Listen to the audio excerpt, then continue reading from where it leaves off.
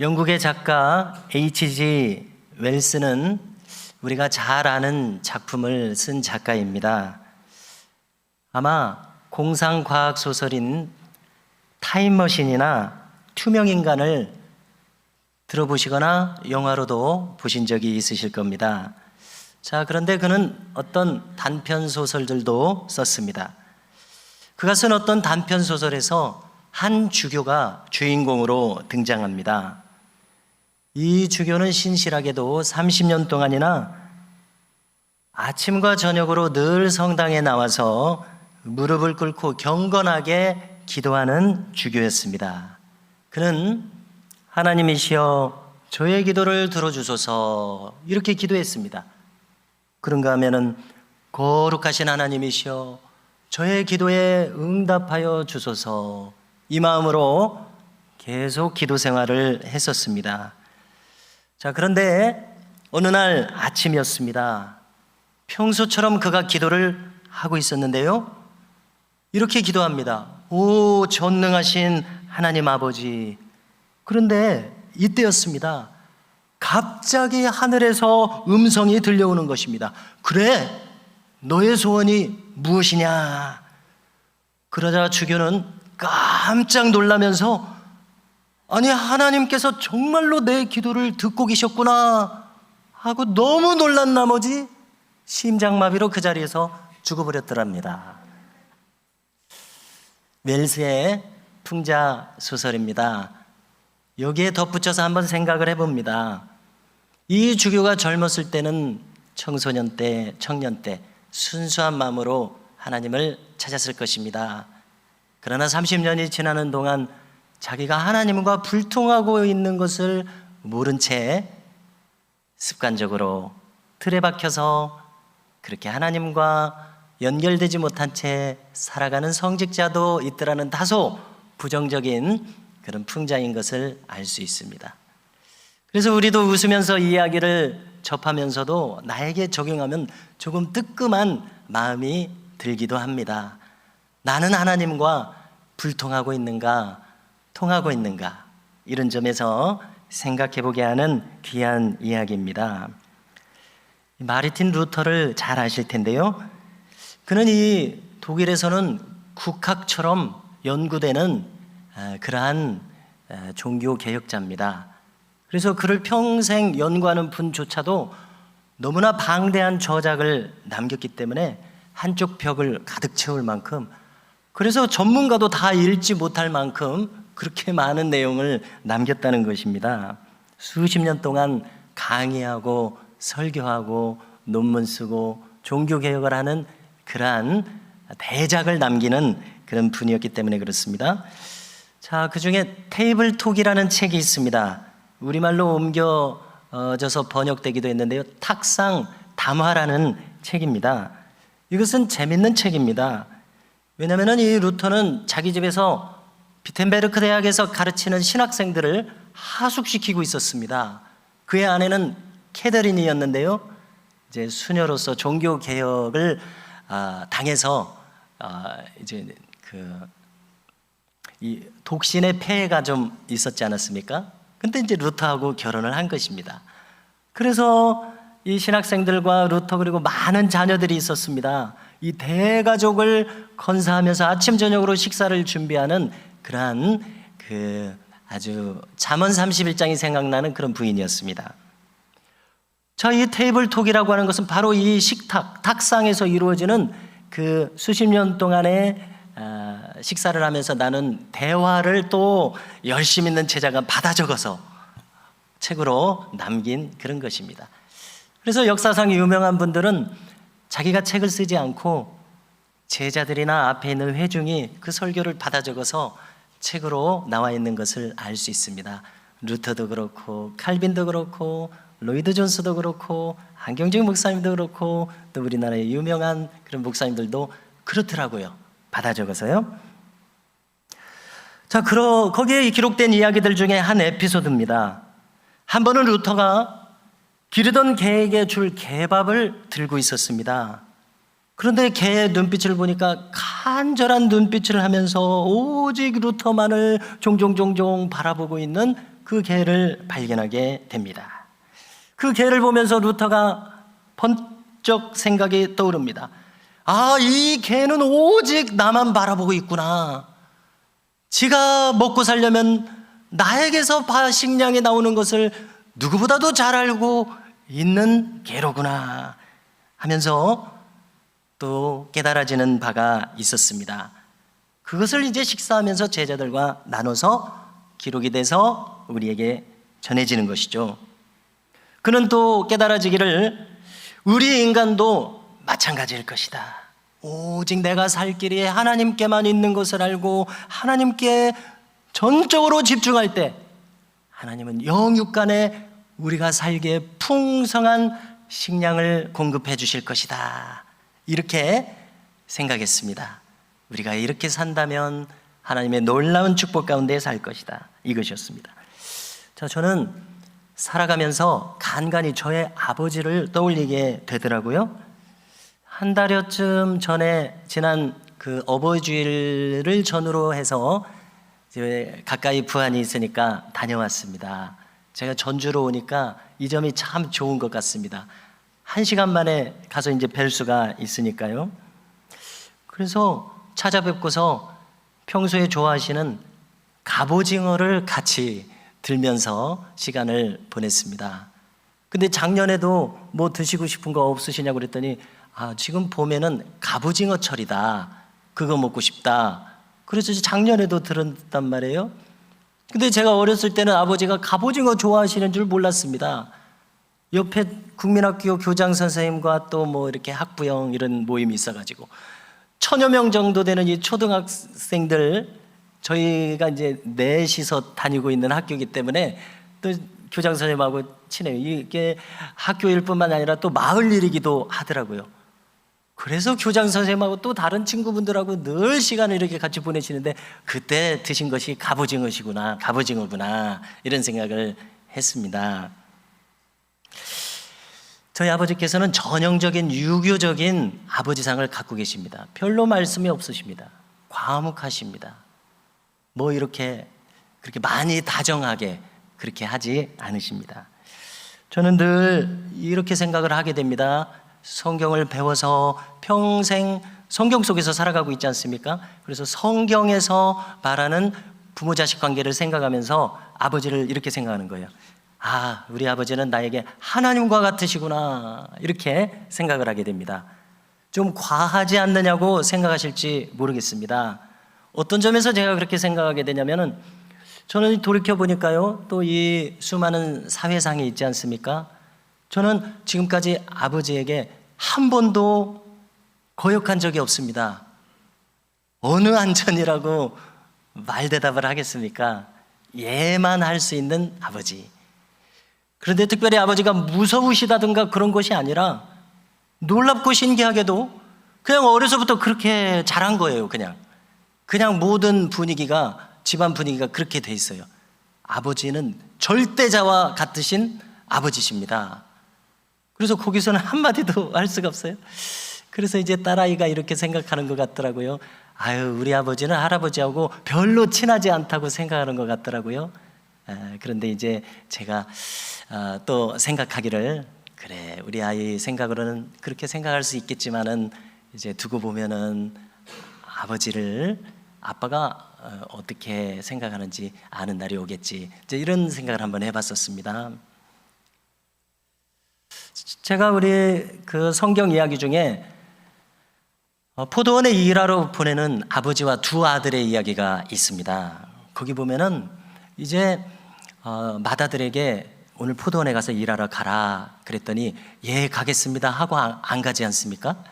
그리고 둘째 아들에게 예 포도원에 가서 일하러 가라 안 가겠습니다 하고 둘째 아들은 또 가요. 그런데 이 두 아들 다 사실 예 가겠습니다 시원하게 답한 아들들이 아닙니다. 그래서 제가 성경을 생각하면서 저하고 이제 비교를 하게 되잖아요. 이런 말대답은 나에게 있을 수 없는 것인데 이런 아들들이 있다라고 하면서 저는 아버지가 아니라 어머니를 생각해야 이해가 되더라고요.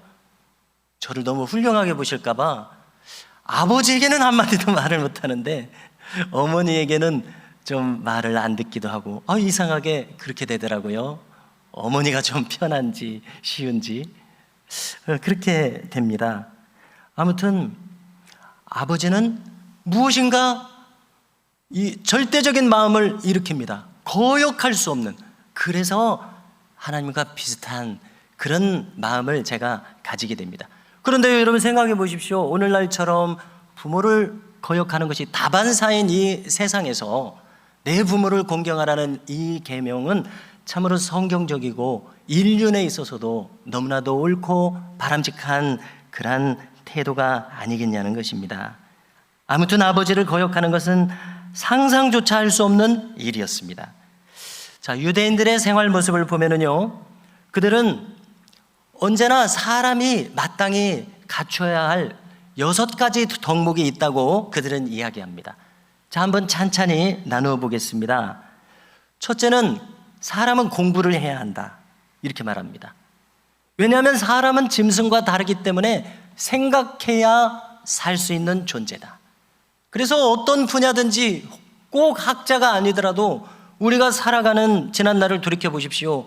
무슨 분야든지 내가 생각해야 됩니다. 배워야 됩니다. 어제의 경험이 안 통하는 때가 있습니다. 오늘 새로운 지식과 자세를 갖춰야 되니까, 그래야 통하니까 늘 배워야지만, 생각해야지만 지식을 얻고 방향을 알고 또 지혜도 가질 수가 있게 되더라는 것입니다. 그래서 유대인들은 첫 번째 덕목으로 항상 공부해야 된다. 두 번째로는요, 환자를 방문하는 사람이 되라는 것입니다. 그런데 우리가 성경에서 예수님부터가 이런 모습을 가지신 것을 알 수 있습니다. 공생애를 시작하시자마자 가버나움 회당에서 예배를 드리신 다음에 바로 어디를 갔습니까? 베드로의 장모를 찾아가셨습니다. 열병을 앓고 있는 장모에게 기도했을 때 나아서 수종드는 그런 모습 우리가 봤습니다. 그런가 하면 예루살렘에는 베데스다 연못이 있었습니다. 그 연못에는 전설이 내려오고 있었죠. 무슨 전설이냐면 1년에 한 번 천사가 물 한가운데를 탁 찍으면은 물이 이렇게 동하여져서 그때 제일 먼저 들어간 환자가 낫는다는 그런 전설이 내려오고 있었던 베데스다 못가에 38년 된 병자가 있었는데, 이 사람은 누가 도와주지 않으면 이 연못 안으로 들어갈 수가 없는 그런 사람입니다. 여기 많은 환자들이 있는 그 자리에 예수님께서 일부러 찾아가셔서 그 38년 된 가장 소외된 그 병자를 아마 어쩌면 만나시기 위해서 일부러 가신 것으로 우리가 생각할 수 있지 않습니까? 세 번째로 유대인들은 손님을 잘 대접하는 것을 덕목으로 삼는다는 것입니다. 손님을 환대합니다. 박대하지 않고요. 자, 예전에 우리나라에 사랑방이 있다고 들었습니다. 이렇게 우리나라에도 나그네를 잘 대접하고 환대하는 이런 좋은 전통이 참 있었다는 것을 생각할 때 오늘날은 얼마나 삭막한 세상이 되었습니까? 참 우리나라에 이런 좋은 문화가 있었는데 참 각박하게 이 세상이 흘러가고 있다. 이런 아쉬움을 가지게 됩니다. 제가 중고등부 학생의 시절은 늘 즐거움으로 기억에 남고 있습니다. 왜냐하면 저희들을 지도해 주시는 젊은 집사님의 집이 저희들의 아지트였었습니다. 3, 40명이나 되는 학생의 선후배 언니, 오빠, 동생들이 늘 거기 가서 이렇게 게임도 하고 또 맛있는 것도 먹고 뭐 이렇게 몇 시간 즐겁게 지내다가 또 집에 오는 것입니다. 이렇게 이 중고등부 아이들을 위해서 집이 활짝 개방돼 있었어요. 그래서 제가 스쳐 지나가듯 생각이 되기를, 나도 나중에 그렇게 나중에 생각했습니다. 이제 목회를 하고자 한 그런 생각을 가지면서 2, 3년 전을 돌이키면서 나도 나중에 이런 마음으로 목회를 해야 되겠구나. 사람들이 늘 찾아오고 또 이렇게 즐겁게 보내는 그런 시간들 얼마나 귀한가. 늘 환대가 있는 바로 그 모습 너무나 좋습니다. 자, 아브라함도 보십시오. 상수리 나무에서 쉬고 있었을 때 세 사람이 지나가는 것입니다. 그 중동 지방의 무더위에 세 사람 지나가든지 말든지 무슨 상관입니까? 이리 오시라고 해서 그들에게 음식을 마련해서 융숭하게 대접을 했는데 나중에 알고 보니까 이 세 사람들은 천사들이었습니다. 하나님의 축복을 가져오고 또 좋은 소식을 전하여 주는 천사들을 자기도 모르게 대접했는데, 그것은 나그네들을 좀 긍휼히 여기는 그 따뜻한 마음에서 이런 일이 있었습니다. 그러므로 우리도 마찬가지일 것입니다. 누구든지 꺼리지 않고 밝게 대한다면 우리도 꼭 좋은 일을 바라서는 아니지만 이런 사람에게 좋은 일이 오지 않겠는가, 이런 생각을 가집니다. 넷째로 유대인들은 경건을 덕목으로 삼았습니다. 오직 하나님의 말씀을 묵상하고 또 기도하는 인생을 사는 것입니다. 잘 아시는 시편 1편 2절을 보니까 복 있는 사람은 오직 여호와의 율법을 즐거워하며 그의 율법을 주야로 묵상하는 자로다. 잘 아시죠? 여기 묵상이라는 말이 좀 중요하더라고요. 히브리어로 보면은 하카이라는 말을 씁니다. 자, 그 말은 특별한 뜻을 가지고 있더라고요. 그 말은 묵상하다로 우리말로 번역했습니다만은 더 정확하게 번역하려면은 중얼중얼 읊조리다라고 번역을 해야 되는데, 이렇게 복잡하게 또 번역할 수는 없지 않습니까? 그래서 그냥 묵상하다. 그러나 그 속뜻은 중얼중얼 읊조리다. 그래서 한번 생각해 보십시오. 시편 23편을 떠올리신다면요, 여호와는 나의 목자시니 내가 부족함이 없으리로다. 나의 입술로 발성이 될 정도로 말씀이 속에 품어져 있는 거예요. 어제 전북대병원에 유한홍 장로님을 신방을 가게 되었습니다. 저에게 떠오르는 본문은 시편 23편이어서 그 본문을 이제 말씀이 좀 어려우시기 때문에 아무튼 읽어드렸습니다. 그런데 그 호흡이 어렵고 발성이 안 되는 가운데서도 시편 23편을 다 외워가지고 계시더라고요. 그래서 그 입모양만 봐도 시편 23편을 따라서 하시는 것을 알 수가 있었습니다. 그래서 늘 주님 안에서 이 모든 상황을 견뎌가고 계시구나, 이렇게 좀 안심스러운 그런 마음을 경험했습니다. 묵상하다. 우리도 때때로 나도 모르는 사이에 말씀이 내 입술에서 나올 정도가 된다면 얼마나 좋겠습니까? 저는 20살 때에 이제 시골 교회에서 제자훈련이니 이런 것이 뭐가 어디 있습니까? 그래서 그냥 저 혼자 독학을 하겠다고 제자훈련 교재 홍순아 목사님 책 4권을, 이 얇은 책을 사다가 거기는 매 단원마다 성경을 외우게 돼 있어요. 그래서 제가 기숙사에서 학교까지 아침 저녁으로 왔다 가면서 성경을 암송했는데요, 그때 암송한 것들이 지금까지 남아있더라고요. 막 소리내면서 하니까 지금도 그 기억에 의해서 제가 할 수 있어요. 그 중에서 아마 제가 가장 잘 떠올릴 수 있는 것은 에베소서 2장 또 몇 절은 또 제가 잊어버렸네요. 8절인가 그런 것 같은데요. 너희가 그 은혜를 인하여 믿음으로 말미암아 구원을 얻었나니 이것은 너희에게서 난 것이 아니요 하나님의 선물이라. 행위에서 난 것이 아니니 이는 아무도 자랑치 못하게 하려 함이니라. 조금 틀릴 수는 있습니다만은 이렇게 이 가슴에 새겨지는 그러한 일들이 있더라고요.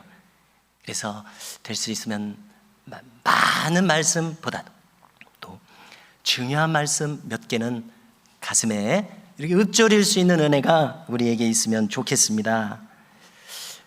5째는 율법을 가르치는 것입니다. 신명기 5장 또 6장에서 우리가 보듯이 이스라엘 사람들은 자녀들에게 어려서부터 말씀을 늘 가르치라고 그렇게 했었습니다. 자, 6번째는 다른 사람의 장점을 보는 것입니다. 우리가 여러 날 여러 해 더불어서 함께 살아가다 보면 왜 상대방의 허물이 보이지 않습니까? 만일 부부 사이라면, 만일 부모 자식 사이라면 왜 허물이 보이지 않습니까? 그런데 이 허물만 생각하고 그를 꺼려 보십시오. 나도 살 수 없습니다. 나도 숨이 막힙니다. 그래서 유대인들의 지혜는 그 사람에게 분명히 하나라도 장점이 있다. 그의 허물을 보지 말고 그의 장점을 보라. 그렇습니다. 그래야지만 나도 내 곁을 그에게 내줄 수 있습니다. 그를 수용할 수 있습니다. 이 참 놀라운 지혜 같습니다. 우리 교회는 더더군다나 그렇죠. 우리가 이렇게 용납할 때, 이렇게 타인을 온몸으로 받아들일 때 교회가 세워질 것입니다. 몸된 지체가 유기적으로 살아 움직이리라 믿습니다. 자, 그런데 환대를 잘한다고 했는데요, 오늘 본문을 보면은 예수님께서 길을 지나가시다가 한 집의 초청을 받는 장면입니다. 자, 주님의 사역하시는 모습을 볼 때 어찌 주님이 반갑지 않겠습니까? 사람을 사랑하시고 말씀을 전하시고 고쳐주시는 이 모습을 볼 때 절실한 사람들은 주님께 매료될 수밖에 없습니다. 마르다와 마리아가 바로 그런 사람들이었습니다. 별로 주님 중요하지 않다고 생각하면 그냥 지나가시게 놔뒀을 것입니다. 그런데 이 중요한 기회에 주님이 지나가실 때 우리 집에 오셔서 잠시 유아사이다 라고 청하는 이 기대감으로 충만한, 은혜로 충만한 이 마음이 있었습니다. 그들은 주님을 특별하게 생각했던 것이죠. 우리가 요빠에 고넬료라고 하는 백부장이 하나님의 사람 베드로가 와서 말씀을 전해주시도록 교섭이 되었을 때 그들을 기다리면서 베드로가 이제 마침 나타나서 집 안으로 들어오고 있을 때 뭐라고 했습니까? 오셨으니 잘하였나이다 라고 반가이 맞이하는 모습을 우리가 읽을 수 있습니다. 오늘 성경의 주인공 마르다와 마리아도 주님이 얼마나 귀하게 생각되었는지 특별하게 대접하는 그러한 모습이 나옵니다. 그런데 이 두 자매가 주님을 영접하는 방법이 확연하게 다릅니다. 모든 교우들께서 잘 아시는 말씀이시겠습니다마는 두 사람의 마음가짐이 확연하게 다릅니다. 마르다는 음식을 준비하느라고 도무지 정신이 없습니다. 심지어 주님께서 뭐라고 말씀하십니까? 야, 이렇게 너의 마음이 분주하구나. 몇 가지만 하든지 오히려 한 가지라도 족하니라. 한 가지만 준비해도 족하다. 너 너무 정신이 없다. 이렇게 말씀하실 정도였습니다. 그런가 하면 마리아는 그런 거 준비하는 것보다 그의 마음이 더 끌리는 것은 무엇이었습니까? 그저 주님 발치에 앉아서, 왜냐하면 이 시간은 너무 소중한 시간이에요. 30분 머무실지 1시간 머무실지 영원토록 주님을 붙들어 둘 수 있는 것은 아닙니다.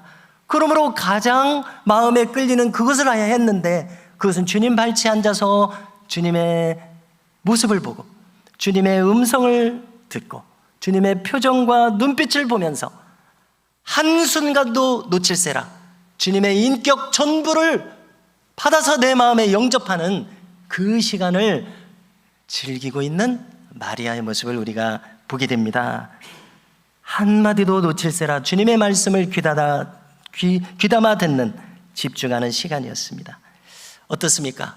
두 사람의 마음가짐이 확연히 다릅니다. 자, 제가 부교역자로서 담임 목사님께서 신방을 이끄시는 그런 모습을 옆에서 배석하면서 지켜볼 때 저도 비슷한 것을 좀 느낀 적이 있습니다. 대개 교우들께서 1년에 한 번 정도 대신방을 받으시면서 1년 만에 오늘은 청소하는 날입니다 하면서 기분 좋게 깨끗하게 청소하고서 목사님의 신방을 맞이하는 것을 지켜봤었습니다. 그러면서 대개 10분에서 20분 정도 되는 그 짧은 시간에 5분 정도 말씀을 전하실 때 우리 가정에 얼마나 필요하고 유익한 말씀을 주실까 아주 귀를 쫑긋 세우고 집중하시는 모습을 참 많이 봤습니다.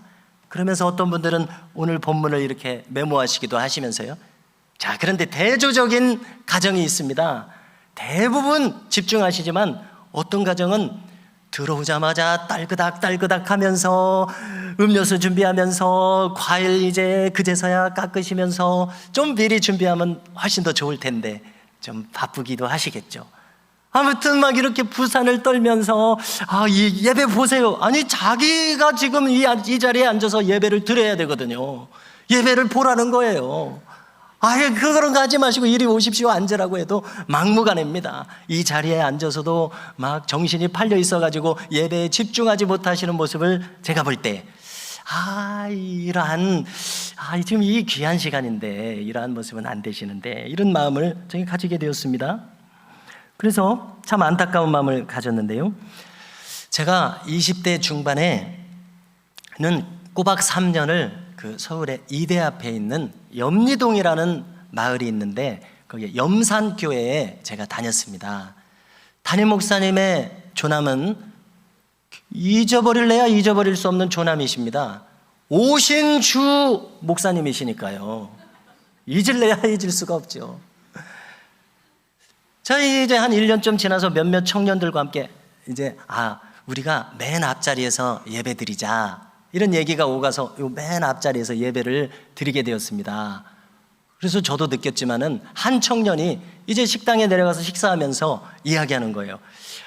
맨 앞자리에서 예배를 드리니까 목사님이 침이 막 튀는 것까지 다 보이고 또 그렇게 한 단어 한 단어 힘줘서 말씀하시는 것을 앞에 오니까 보이더라.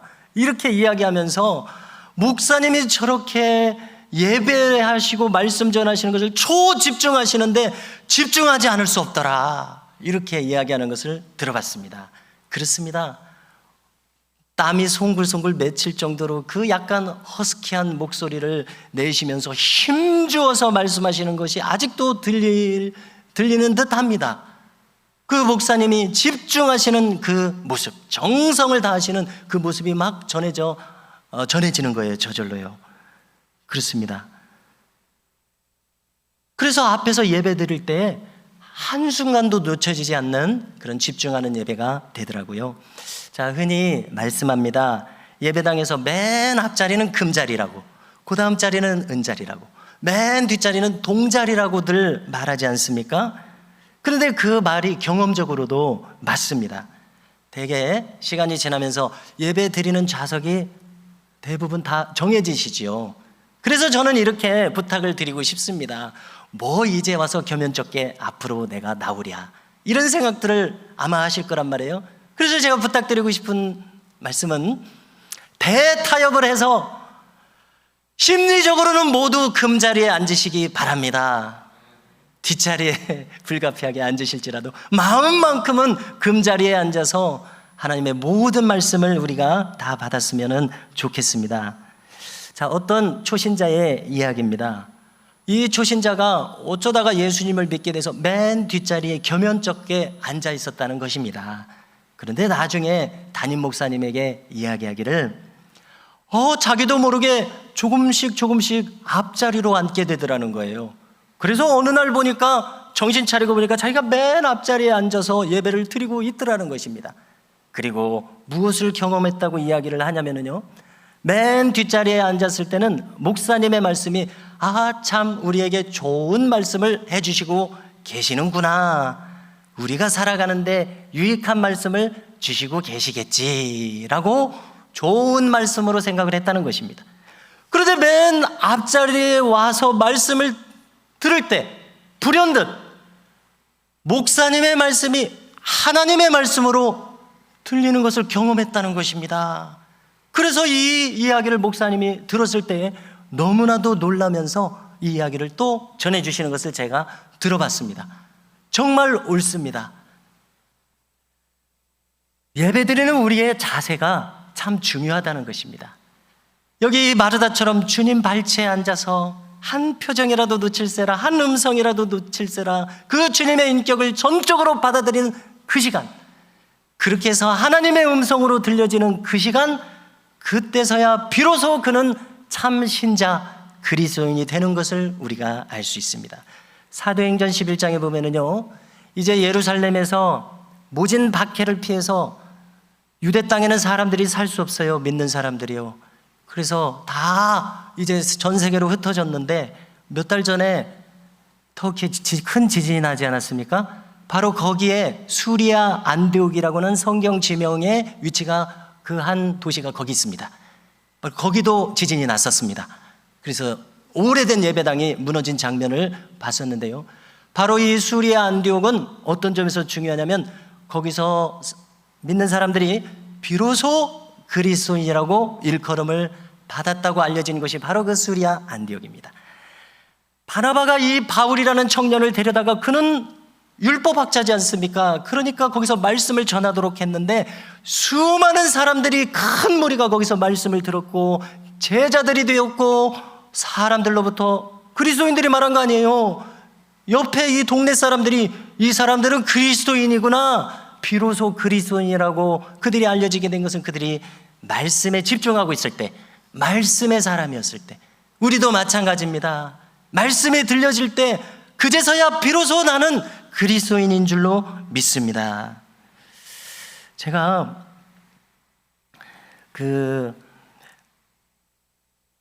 어떤 목사님께서 너무나 깜짝 놀란 목회 간증이 있다고 하시면서 하신 이야기를 나누려고 합니다. 조금 조심스러운 이야기지만은 이 이야기를 들었을 때 그것이 사실이기 때문에 주저하지 않고 나누고자 합니다. 한 번은 이 교우 중에 어떤 교수님이 예수님을 믿게 됐습니다. 본래는 아내만 예수님을 믿고 있었는데 이 교수님을 전도하기 위해서 아내가 지극정성으로 이렇게 청한 결과 교수님도 이제 교회에 다니게 되었습니다. 자, 그런데 이전 세대의 분이라서 아주 가부장적인 유교적 생활관을 가지고 계셨습니다. 그래서 부인이 이제 때가 무르익어서 내가 좀 세례를 받고 싶습니다, 이렇게 이야기를 하니까 무슨 소리냐고, 남편이 세례를 안 받았는데 아녀자가 어찌 먼저 세례를 받는다고 말을 하느냐고, 기다려보라고. 그렇게 해서 이런 인생관이에요. 자기가 세례를 안 받았는데 아내가 감히 세례를 받는다니. 요즘에 그렇게 사는 젊은이들이 있을지 참 의심스럽습니다만은. 자, 그런데 이렇게 교회를 다니다 보니까 이분이 은혜를 받았습니다. 그래서 세례를 받고 싶은 마음이 생긴 거예요. 그래서 이제 아내와 함께 그러면 같은 날 세례를 받게 되었습니다. 그래서 이제 목사님으로부터 세례를 이렇게 잘 받고서 그날 저녁에 집으로 돌아왔습니다. 집으로 돌아와서 아내한테 이야기를 하는 거예요. 아니 여보, 그 엄중한 시간, 그 중요한 시간에 왜 자꾸 나에게 말을 했어? 사랑해요, 왜 그 시간에 나에게 그런 말을 했어? 라고 이렇게 타박을 하는 거예요. 그랬더니 아내가 깜짝 놀라면서 아니 무슨 말씀이세요? 저 아무 말도 안 했는데요. 감히 제가 그 시간에 무슨 말을 하겠어요? 뭐? 아무 말도 안 했다고? 아니 그러고 보니까 여자 소리가 아니라 남자 소리였다고 하면서 누군가 나에게 사랑해요, 사랑합니다, 뭐 정확한 말은 전하지 않습니다, 들었다는 거예요. 그래서 목사님에게 이것을 간증했다는 것입니다. 목사님께서 이 말씀을 들었을 때 깜짝 놀라면서 참 이런 신비로운 일이 있다고 하면서 그가 진실로 하나님 앞에 나왔을 때 하나님이 그를 참 사랑한다, 기특한다, 그러한 어떤 내적인 음성을 들려주신 것이 아닌가 그렇게 생각되면서 제가 그 얘기를 들었을 때 나에게도, 나의 목회 현장에도 이런 간증이 좀 있으면 좋겠다. 왜냐하면 세메이온, 표적, 하나님이 함께 하신다는 표적이 바로 그것 아니겠냐는 것입니다. 성도 여러분, 말씀을 정리하겠습니다. 주님은 마르다에게 이렇게 말씀하십니다. 너는 초점이 지금 틀려 있다. 이렇게 많은 음식 준비할 필요 없다. 몇 가지만 하든지 한 가지만 해도 족하니라. 그것으로 나는 충분하니라. 그런데 마리아를 보거라. 그는 이 말체에 앉아서 나의 말씀을 받고 나의 인격을 받는 이 중요한 시간, 이 좋은 편을 택하였으니 저는 저가 빼앗기지 아니하리라. 할렐루야. 바라기는 저와 우리 모든 교우들의 신앙생활 가운데서도 주님의 발치에 앉아서 주님의 인격을 온 마음으로 받아서 영접하여 믿음으로 주님과 교제하는 그런 놀라운 역사가 우리 모두에게 임하시기를 축복합니다.